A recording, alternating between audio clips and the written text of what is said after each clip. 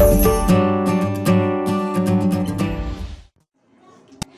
guys, assalamualaikum warahmatullahi wabarakatuh, and welcome back to my channel.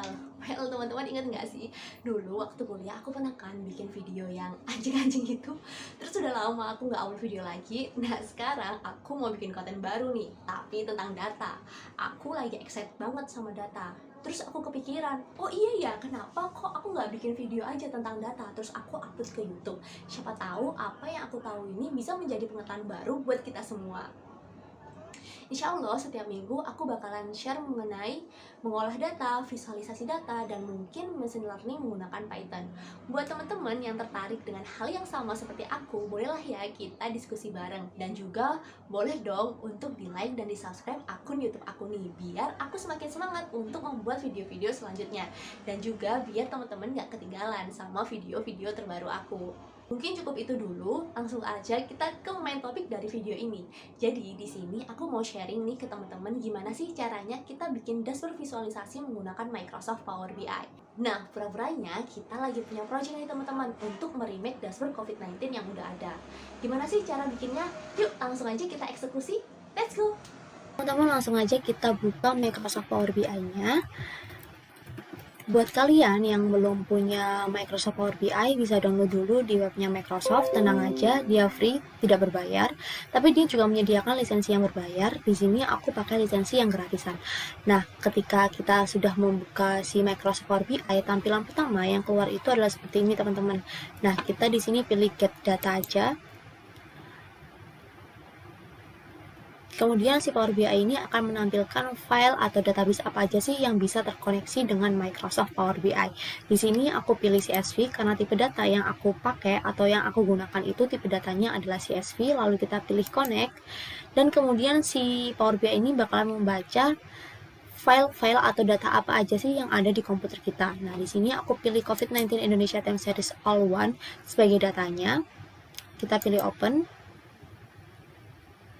Dan secara sekilas, Microsoft Power BI ini bakalan nampilin data kita.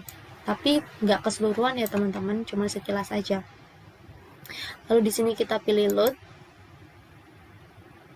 Sambil nunggu data kita di load, di sini aku mau menceritakan ada apa aja sih di Microsoft Power BI itu. Nah, yang pertama kita maximize dulu ya. Yang pertama tuh ada field, teman-teman. Field ini merupakan kumpulan-kumpulan atau list dari tabel-tabel yang kita koneksikan ke file Microsoft Power BI kita. Kayak tadi tuh, aku kan ngeload data COVID-19 Indonesia Time Series. Nah, di dalam data tersebut, itu terdapat tabel COVID-19 Indonesia Time Series All-One tadi. Nah, kalau misalnya aku mau tahu ada kolom apa aja sih di tabel yang aku load itu bisa klik di sini, teman-teman. Panah ini. Nah, dia bakalan nampilin kolom-kolom apa aja sih yang ada di tabel yang aku punya. Lalu kita geser ke sebelah sini, ini adalah visualization.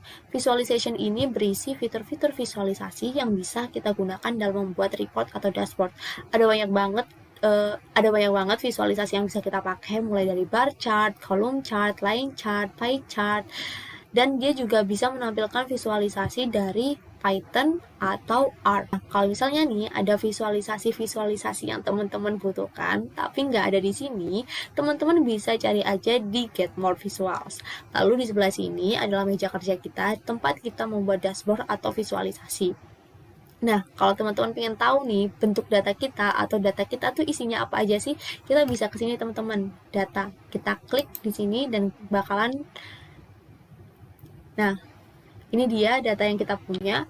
Sebelum kita membuat suatu visualisasi, kita tuh harus memahami dulu teman-teman, data kita tuh berbicara tentang apa dan isinya apa aja, supaya kita nggak salah dalam memilih kolom dalam membuat visualisasi yang kita butuhkan.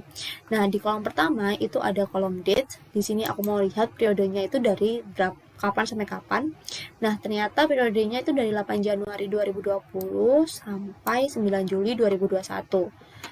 Kalau kita lihat di sini, tanggalnya masih belum urut ya teman-teman. Di sini aku mau sort dulu, biar enak lihatnya. Lalu di kolom kedua itu ada location. Location ini isinya daerah-daerah yang ada di Indonesia. Lalu di kolom ketiga itu ada new case. Lalu ada new date, new recover, sama new active case.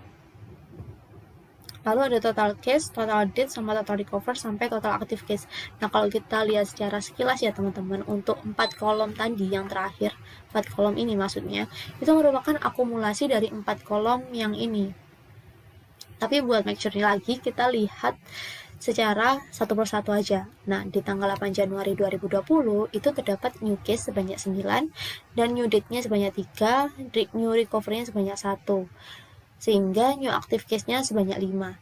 Jadi definisi new active case di sini itu adalah jumlah. Jadi definisi new active case di sini adalah kasus aktif pada tanggal 8 Januari 2020. Nah, di tanggal 8 Januari 2020 tadi itu kan terdapat 9 new case ya teman-teman. Lalu ada new date-nya 3, berarti kan 9 dikurangi 3, new recover-nya 1, berarti 9 dikurangi 3 dikurangi 1, yaitu 5. Jadi jumlah kasus aktif di tanggal 8 Januari 2020 itu adalah 5. Nah, untuk total case-nya di tanggal 8 Januari itu sama dengan 9. Berarti artinya di atas tanggal 8 Januari 2020 itu tidak ada new case, teman-teman. Makanya 0 ditambah 9. Jadinya 9 untuk total case-nya. Lalu di kolom selanjutnya itu adalah total dates. Total dates di sini adalah 5. Nah, itu diperoleh dari mana? Itu diperoleh dari 3 ditambah total date di atas tanggal 8 Januari 2020. Nah, karena di sini nggak ada datanya, berarti kan karena di sini nggak ada datanya, tapi kita tahu total date-nya di tanggal 8 Januari, berarti total date di atas tanggal 8 Januari 2020 itu sebanyak 2, sehingga 2 ditambah 3 yaitu 5, dan untuk total recover-nya juga sama seperti itu. Untuk new recover-nya di tanggal 8 Januari itu kan 1, berarti di atas tanggal 8 Januari 2020 itu terdapat 9 orang yang sudah sembuh, sehingga 9 tambah 1 itu sama dengan 10.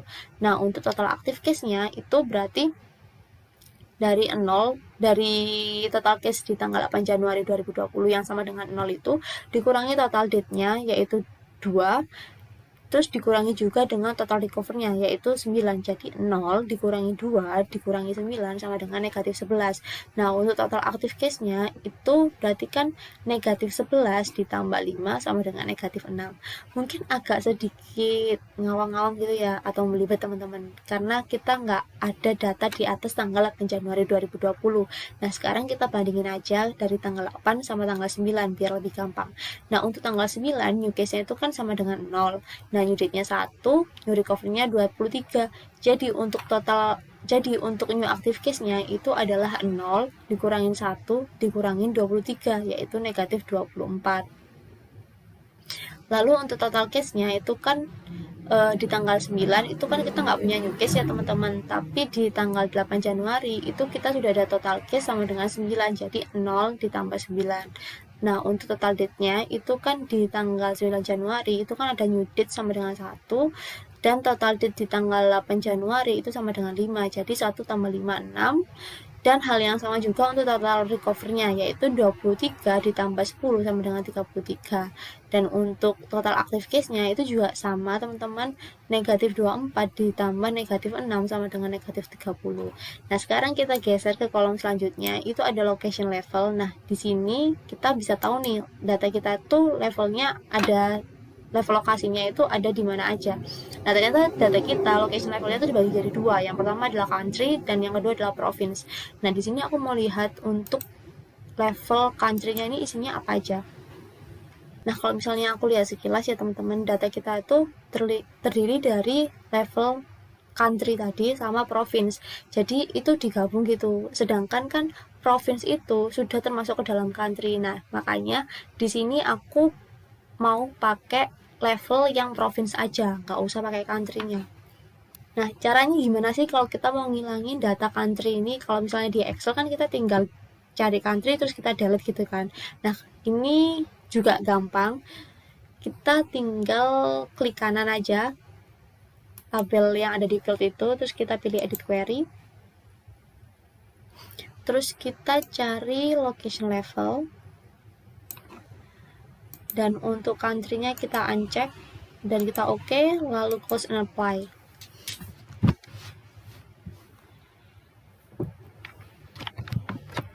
Nah, data yang country itu sudah nggak ada lagi teman-teman. Jadi untuk isi location library itu isinya hanya provinsi saja. Nah, kita ke kolom selanjutnya itu city or regency, ternyata blank, gak ada datanya. Lalu kita ke provinsi. Provinsi ini isinya provinsi-provinsi yang ada di Indonesia. Lalu kita geser aja. Di sini juga ada kolom latitude longitude teman-teman. Dengan adanya kolom latitude longitude, di sini kita bisa membuat visualisasi dalam bentuk maps. Lalu kita geser lagi, dan oke, mungkin cukup itu aja kita ngelihat datanya. Karena tadi projectnya kita mau meremake dashboard COVID-19 yang udah ada. Di sini aku mau nunjukin nih ke kalian semua gimana sih dashboard COVID-19 yang udah ada, sehingga kita punya acuan mau bikin visualisasi apa aja. Nah, ini dia teman-teman untuk dashboard COVID-19 yang pertama. Ini merupakan website dari jakarta.go.id dengan judul Data Monitoring on COVID-19 Case, periodenya dari 21 Januari 2020 sampai 18 September 2021. Nah, emang periodenya beda ya sama kita teman-teman, jadi nggak apple to apple, tapi kan karena di sini kita mau praktek gimana sih cara bikin dashboard di Microsoft Power BI. Nah, nggak usah itu. Nah, untuk bagian pertama di sini itu nampilin jumlah kasus terkonfirmasi, jumlah kasus yang aktif, jumlah recover, sama jumlah death-nya. Dan di sini itu ada percentage atau perbandingan antara kasus yang aktif dengan kasus yang terkonfirmasi. Nah, untuk lebih pastinya lagi, aku mau menghitung apakah sudah benar atau belum rumus dari percentage itu. 65066 dibagi 4188529. Hasilnya 0,015. Kalau kita bulatin itu kan jadinya 0,016 atau 1,6%. Lalu di sebelah sini ada total kasus terkonfirmasi untuk Jakarta, tapi kita fokus ke sini aja ya teman-teman, karena kita mau bikin yang nasional aja. Lalu untuk data suspek, probable, traveling patient, close contact, discarded kita nggak bisa nampilin karena kita nggak punya datanya. Dan hal yang sama juga untuk jumlah tes ini kita juga nggak bisa nampilin karena kita nggak ada datanya. Untuk suspect mapping, close contact mapping kita juga nggak bisa. Tapi untuk confirm case mapping ini kita bisa bikin teman-teman, tapi case-nya beda. Yang kita mappingin nanti itu provinsinya. Jadi kalau ini kan warna biru untuk kota Jakarta, lalu Jakarta Timur, terus habis itu Jakarta Selatan. Nah, dia tuh nge-mappingin per wilayah-wilayahnya Jakarta. Nah, kita bisa bikin, tapi kita nge-mappingin provinsi. Jadi misalnya Jawa Timur nanti warnanya apa, Jawa Barat nanti warnanya apa, dengan keterangan atau tambahan informasi total kasus yang terkonfirmasi. Untuk subdistriknya itu kita nggak bisa nampilin teman-teman, tapi untuk subdistriknya itu kita nggak bisa nampilin teman-teman karena tadi data regency atau city-nya yang kita punya itu blank. Terus kita ke bawah, di bawah ini ada donut chart, cuman kita nggak bisa bikin karena kita nggak ada data jenis kelamin dan kita juga ada data kelompok usia. Ini juga nggak bisa. Nah, untuk case data accumulation table ini kita bisa bikin teman-teman karena kita punya data akumulasinya tadi. Untuk national and Jakarta trend ini kita bisa bikin teman-teman, dan daily new case-nya kita juga bisa bikin. Oke, mungkin cukup itu aja dari dashboard yang pertama. Di sini kita ke dashboard yang kedua. Ini dashboardnya Indonesia. Di sini ada jumlah kasus terkonfirmasi sampai jumlah kasus meninggal sama kayak tadi, cuman tampilannya aja yang berbeda. Terus ada jumlah tes, jumlah vaksin. Lalu untuk maps ini kita juga bisa bikin teman-teman di Microsoft Power BI. Nah, ini dia, pencet. Nah, ini dia yang merah-merah, yang lingkarannya makin besar, itu berarti jumlah kasusnya itu makin banyak. Kayak ini nih, Jakarta. Jumlah kasusnya 855.919, dan dia juga nampilin keterangan jenis kelamin dan kelompok usia, cuman kita nggak bisa nampilin keterangan ini. Kita mungkin bisa nampilin keterangan ini aja. Sama besar persentasenya. Ini Jakarta itu 20,5%. Lalu disusul Jawa Barat, Jawa Tengah, Jawa Timur, dan ada Kalimantan Timur. Itu yang paling tinggi.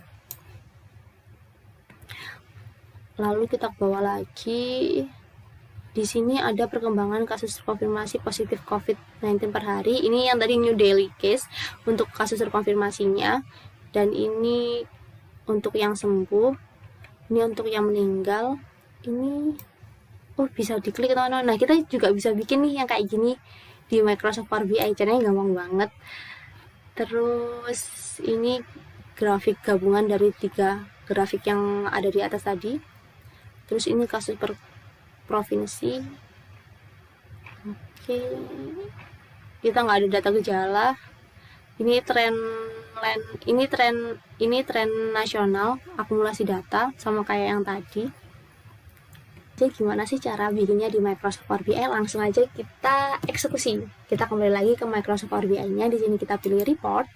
Lalu kita kan mau nampilin tadi jumlah kasus terkonfirmasi. Nah, itu gampang teman-teman bikinnya. Kita ambil aja nih card. Lalu kita cari kolom new case tadi, untuk kasus terkonfirmasi, kita drag taruh sini, dan dia bakalan nampilin jumlah kasus terkonfirmasinya. Nah, di sini tuh ada operasi-operasi yang bisa kita pilih teman-teman. Ada sum, average, minimum, maksimum, tergantung kebutuhan teman-teman. Karena tadi kan kita mau tahu jumlah kasus terkonfirmasi, jadinya yang dipakai itu sum. Nah, kalau kita lihat ini 2 juta ya teman-teman, bukan 2 miliar. Kalau mau ganti formatnya itu ada di sini teman-teman. Kita klik format tadi, terus untuk data label, display unitnya kita ganti non aja. Nah, kalau kita lihat di sini, ini kan kayak angka jejer ya teman-teman. Maksudnya angka yang berurutan gitu, karena nggak ada pemisahnya. Kita bisa tambahin nih titik-titiknya dengan cara klik aja tadi new case tadi itu. Kita klik ini. Nah, dia bakalan muncul nih koma-komanya biar lebih enak dilihat sama mata. Sebenarnya tuh ada 2 cara teman-teman untuk menghitung jumlah atau median atau operasi-operasi lainnya.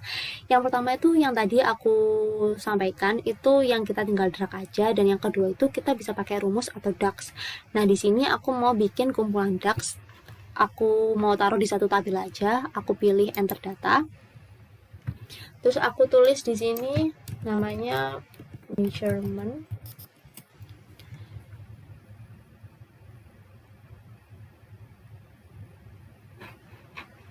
dan kita minimize saja. Lalu ini tinggal klik kanan new measure, lalu aku mau tulis confirm case.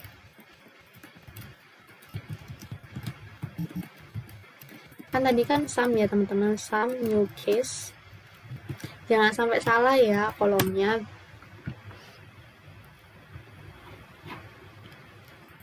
Lalu aku mau bandingin antara yang tadi drag aja sama yang kita ngitung pakai DAX, sama apa enggak sih gitu. Aku pilih cut lagi, terus aku drag aja confirm case di sini, dan aku ganti satuannya. Terus aku mau nambahin koma.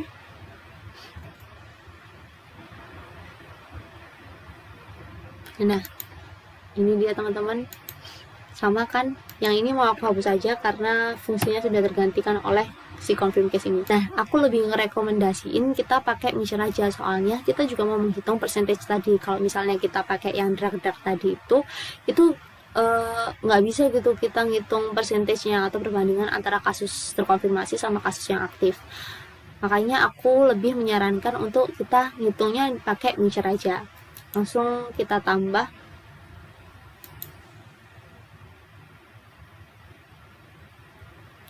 Lalu kita hitung untuk yang recover dan date-nya, new measure.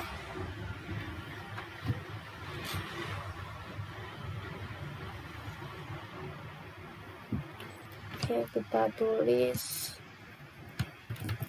recover sum new recover.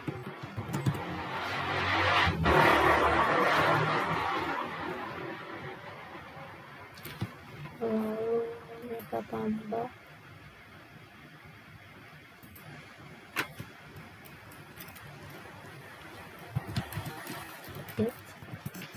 hitam.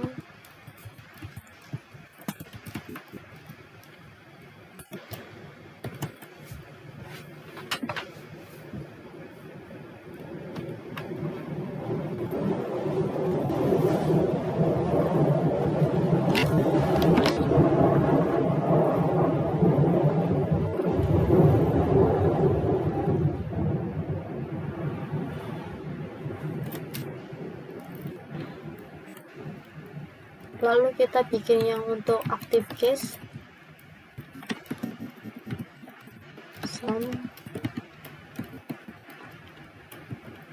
Active case.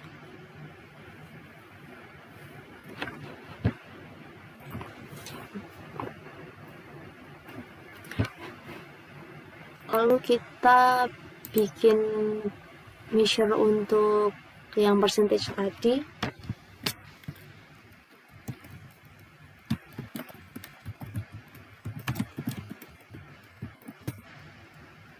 Oh, sorry teman-teman.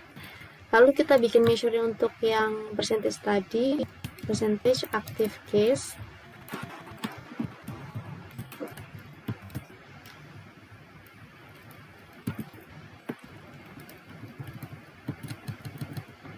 Slice confirm case.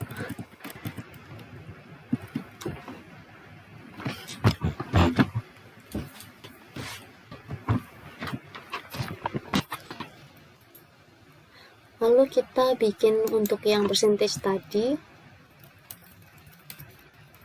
kita tulis di sini persen active case sama dengan active case per confirm case, enter.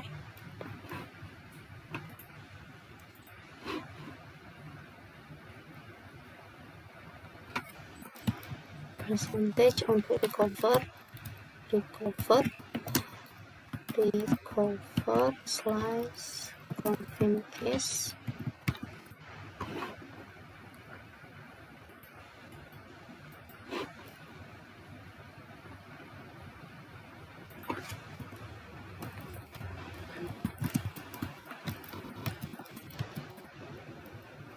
Date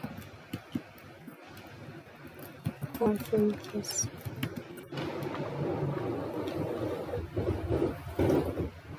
Oke, udah semua. Terus sekarang aku mau bikin card yang tadi. Kita pilih multi row card aja biar semua langsung masuk. Kita taruh sini, terus kita drag aja yang udah kita hitung. Confirm case, maksudnya active case,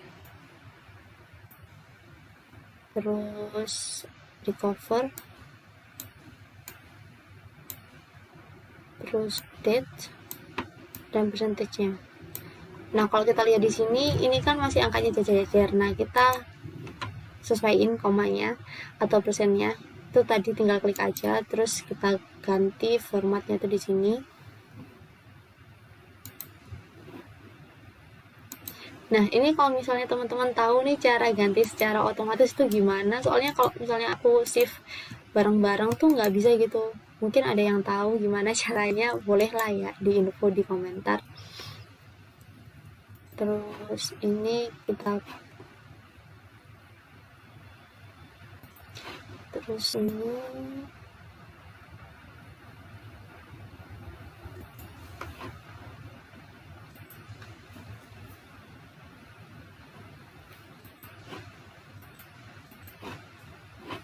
Oke, sudah. Nah, buat teman-teman kalau mau ngatur fontnya, ukurannya itu bisa di sini format. Terus kita pilih data label. Fontnya mau aku ganti suku UI.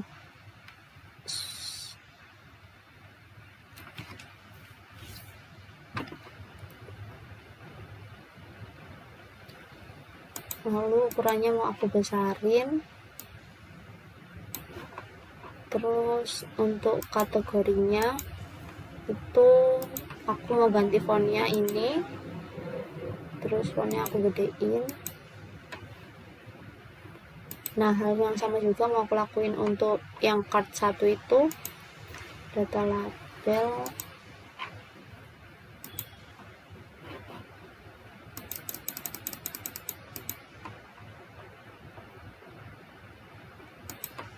kategori. Kalau teman-teman mau nambahin judul di sini juga bisa teman-teman. Ini kategorinya aku offin aja. Terus aku mau tulis judulnya confirm case. Terus kalau mau atur alignmentnya untuk fontnya itu ada di sini teman-teman, tinggal sesuaiin aja sama kebutuhan teman-teman masing-masing atau keinginan teman-teman. Sekarang aku mau bikin yang map tadi, yang mapping tadi. Pilih field map, terus kita drag latitude longitude-nya, latitude longitude, lalu kita tambahin keterangan province di location dan juga di legendnya nah dia bakalan kelihatan nih mappingnya. Ini aku besarin ya teman-teman. Untuk Jawa Timur warna hijau, yang ini Jawa Tengah, terus ini ada DIY Yogyakarta. Gimana sih kalau mau nambahin kasus terkonfirmasinya, itu kita drag aja yang tadi yang udah kita hitung confirm case-nya ke tooltips. Nah, dia bakalan nampilin kasus terkonfirmasinya ada berapa. Di Jawa Barat itu ada 440, di Jawa Barat ada 440.000, terus di Jakarta ada 636.000. Kayak gitu teman-teman. Gampang banget kan ya bikinnya. Langsung aja di sini aku kecilin lagi. Aku taruh sini aja kali ya. Aku taruh sini dulu. Nah, dari sini aku jadi penasaran nih teman-teman, provinsi mana sih yang paling banyak kasus terkonfirmasinya. Itu kalau kita mau lihat satu komposisi, kita bisa pakai bar chart, column chart, atau pie chart, atau lain sebagainya. Sesuai keinginan teman-teman dan kebutuhan teman-teman, dan sesuai enaknya itu kita lihatnya pakai apa. Di sini aku pakai bar chart. Aku klik bar chartnya, terus aku drag province di sini, axis. Lalu untuk values-nya itu pakai confirm case, taruh sini, dan ini dia. Ternyata yang paling banyak itu ada Jakarta, lalu Jawa Barat, Jawa Tengah. Nah, di sini aku mau rapiin dulu nih untuk formatnya. Kita pilih format di sini. Di sini aku mau ganti fontnya.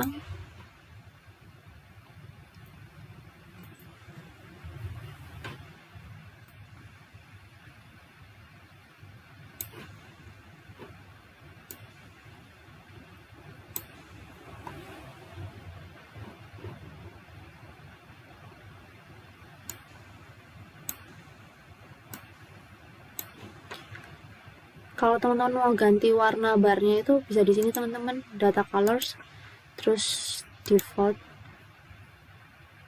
Ini aku mau ganti warna ungu aja. Dan dia bakalan nampilin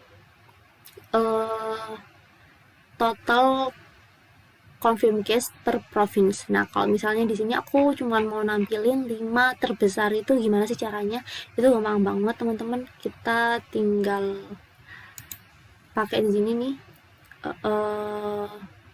province ini, di filter ini, terus kita pilih top add, terus kita pilih topnya itu mau berapa, kita kasih 5, terus kita drag confirm case-nya by value di sini, kita apply. Nah, cuma 5 aja nih yang muncul teman-teman untuk provinsinya. Jadi ini top 5 confirm case based on province itu seperti ini bentuknya. Lalu aku mau bikin yang tadi akumulasi. Kita pilih area chart aja, terus kita drag date ke axis. Ini kita pilih yang ini aja, terus kita drag ke yang tadi, yang total akumulasi tadi itu kita drag. Yang pertama total case value nya, terus kita drag total recover, terus kita drag total debt. Nah, ini teman-teman untuk kasus akumulasinya yang tadi.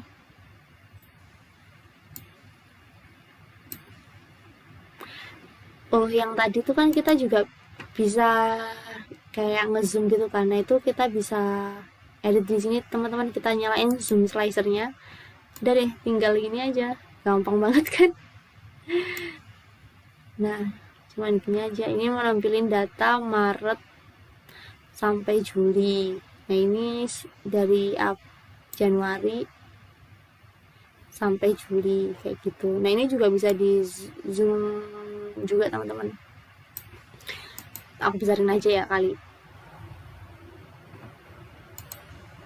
Nah, ini dia teman-teman, bisa di zoom gini. Gampang banget kan?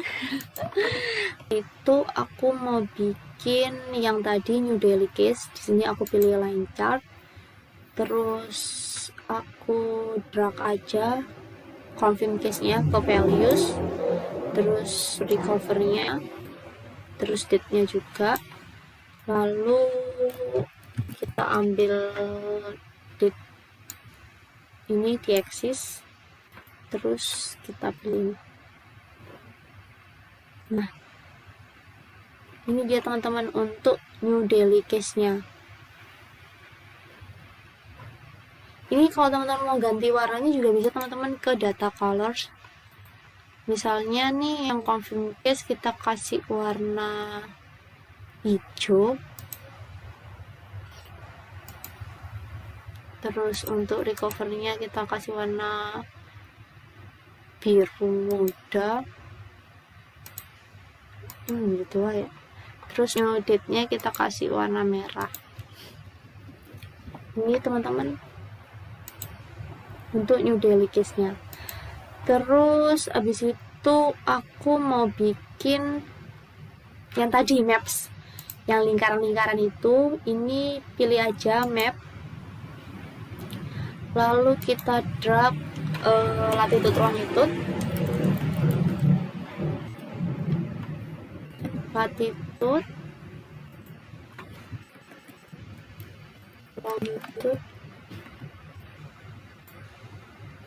terus size-nya. Terus untuk size-nya kita pakai confirm case. Nah, dia tuh yang nentuin lingkarannya gede apa enggak itu berdasarkan size-nya ini teman-teman. Nah, ini kalau kita lihat, kita zoom. Nah, ini lingkarannya yang besar itu Jakarta. Terus habis itu ini Jawa Tengah. Nah, kita kan nggak tahu nih ini apa. Kita bisa nambah ini teman-teman, keterangannya di tooltips province. Terus habis itu confirm case-nya.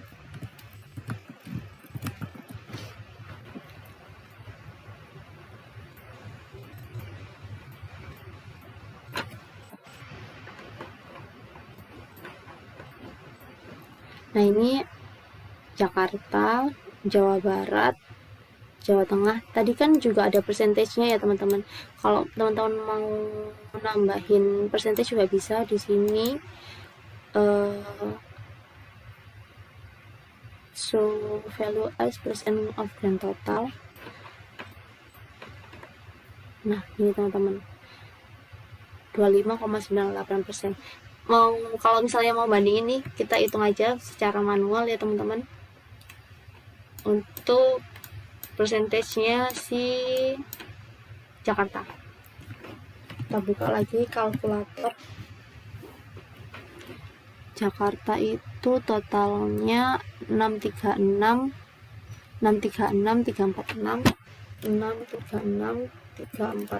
dibagi 2449 698. Udah bener teman-teman untuk persentasenya. Gampang banget kan, kita cuma drag-drag aja gitu. Nah kalau kita mau ganti warna biar warnanya tuh sesuai gitu, kita bisa pilih ini, format, terus data colornya, maksudnya sesuai sama contoh tadi ya, kita kasih warna merah. Terus untuk bubble-nya kalau misalnya ukurannya mau digedein itu bisa teman-teman, biar lebih gede. Nah, gampang banget kan teman-teman bikinnya. Semoga videonya bermanfaat ya. Terima kasih untuk kesempatan dan waktunya.